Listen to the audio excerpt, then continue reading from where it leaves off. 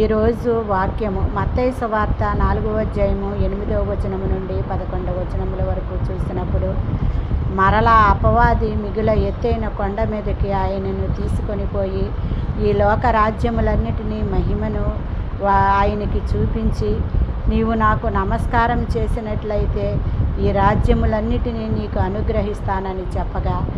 యేసు సాతానా పొమ్ము, నీ దేవుడైన యెహోవాను సేవింపవలనని మరి ఒక చోట వ్రాయబడి ఉన్నదని మరి సాతానుతో చెప్పగా, అంతటా అపవాది ఆయన్ను విడిచిపోగా అప్పుడు దేవదూతలు వచ్చి ఆయనకు పరిచర్య చేసిరి. ఇలాగున సాతాను 3 సార్లు ప్రభువైన యేసుక్రీస్తుని మరి 40 దినములు 40 రాత్రులు ఉపవాసం ఉన్నప్పుడు ఆయన్ని శోధించినప్పుడు ఆయన వాక్యము ద్వారా దాన్ని మరి వెళ్ళగొట్టి గెలిచాడు. కాబట్టి